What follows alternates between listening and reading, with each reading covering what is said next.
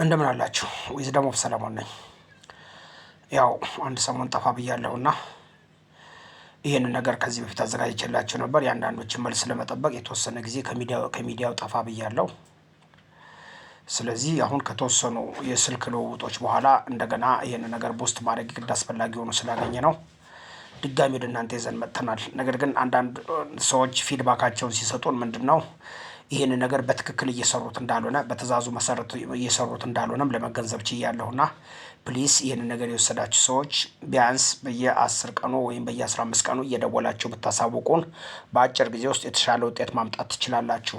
እርግጥ ነው በተለይ ውፍረቱን በመጨመር በጣም ፈጣን ለውጥ እንዳለው ሁላችሁም ተናግራችኋል። ነገር ግን በትክክል ከተሰራ ልክ እዚህ ሚዲያ ላይ እንደለቀኩላችሁ እንደ ደቡብ ሱዳን ሴቶች ቁመታቸው እንዳስረዘሙት፣ እንደ ማይናማር ሴቶች አንገታቸው እንዳስረዘሙት ኢምፖሲብል የተባለው ነገር ፖሲብል እንደሆነ በቀላሉ ማየት ትችላላችሁ።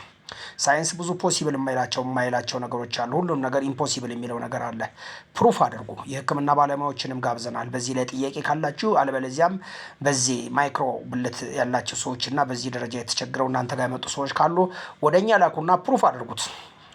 ምናልባት ይህንን ነገር ወደ ውጭ ማውጣት ካለብንም ምናልባት ይህንን ኢንቨንሽን ለዓለም ማስተዋወቅ ካለብንም ለሀገራችንም ጠቃሚ ስለሚሆን እንዴት በጋራ መስራት እንዳለብን ብንመካከርና እንዴት ሊሰራ እንደሚችል ብትሞክሩት እመክራለሁ። ምክንያቱም ዳር ሆኖ ሁሉን ነገር ከመተቸትና ሁሉን ነገር ከመናፍስት አድርጎ ከማሰብ በዚህ ነገር ላይ ትኩረት ሰጥታችሁ ብትሞክሩት ብትመራመሩበት አብረን ብንሰራበት በጣም የተሻለ ውጤት ያስገኛል እንላለን።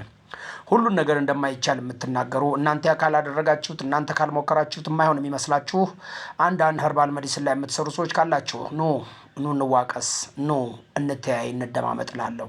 ምክንያቱም ይሄ በልመና በማስመሰል ወይም በፕሮፓጋንዳ ነገሮችን መቀየር ስለማይቻል ማንም ሰው ይሄ ነገር ኢምፖሲብል የሚል ሰው ካለ እኔ ጋር ይምጣና ይሞክረው። በተለይ ለሕክምና ባለሙያዎች አስረግጬ የምናገረው እነሱ ሳይንቲፊክ ስለሆኑ ያዩትን ነገር ከመሸንገል ከማታለል ከመግጠፍ ይልቅ እውነቱን ነገር ለዓለም ስለሚያሳውቁ እናንተን ጋብዘናል። ዊዝደም ኦፍ ሰለሞን ነኝ።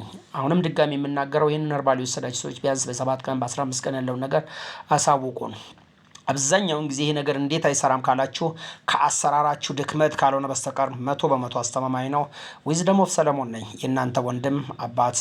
አመሰግናለሁ።